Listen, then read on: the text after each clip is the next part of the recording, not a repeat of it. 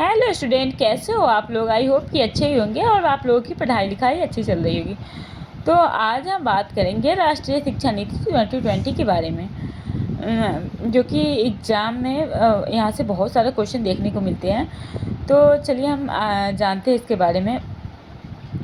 सबसे पहले राष्ट्रीय शिक्षा नीति 29 जुलाई 2020 को लागू किया गया, तो ये आपको याद रखना है। इसके बाद राष्ट्रीय शिक्षा नीति 2020 का मसौदा इसरो के पूर्व अध्यक्ष के कृष्ण कस्तूरी रंगन की अध्यक्षता वाली समिति के द्वारा किया गया। NEP 2020 तीसरी शिक्षा नीति है। इसके पहले दो और शिक्षा नीति 1986 में और 1968 में आई थी। 1968 के समय में इंदिरा गांधी प्रधानमंत्री थी और 1986 के टाइम में राजीव गांधी थे। तो आप लोग को ये याद रखना है, यहाँ से क्वेश्चन पूछे जा सकते हैं। राष्ट्रीय शिक्षा नीति 2020 के अंतर्गत मानव संसाधन प्रबंधन मंत्रालय MHRD का नाम परिवर्तित कर शिक्षा मंत्रालय कर दिया गया। क्या कर दिया गया? शिक्षा मंत्रालय कर दिया गया। नई शिक्षा नीति में वर्तमान में सक्रिय 10+2 के शैक्षिक मॉडल के स्थान पर 5+3+3+4 शिक्षा प्रणाली के आधार पर विभाजित करने की बात की गई है।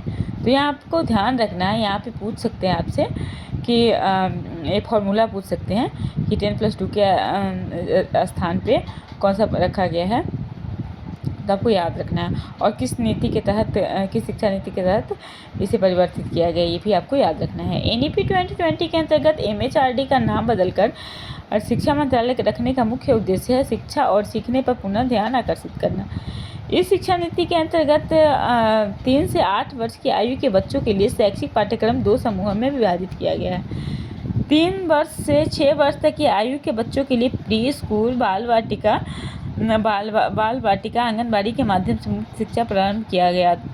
6 से 8 वर्ष तक के बच्चों को प्रारंभिक विद्यालय की कक्षा 1 तथा कक्षा 2 में शिक्षा प्रदान करने की बात कही गई है। राष्ट्रीय शिक्षा नीति, नई शिक्षा नीति 2020 के तहत 2030 का सकल नामांकन अनुपात को 100% लाने की बात कही गई है।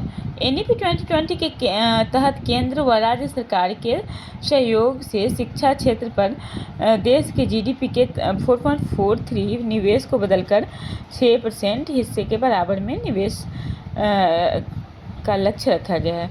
आई होप आप लोगों को वीडियो पसंद आया होगा एवं हेल्पफुल लगी होगी। तो अगर आप लोगों को वीडियो हेल्पफुल लगी है तो वीडियो को लाइक करें, चैनल को सब्सक्राइब करें, खूब सारा शेयर करें। तब तक के लिए बाय बाय।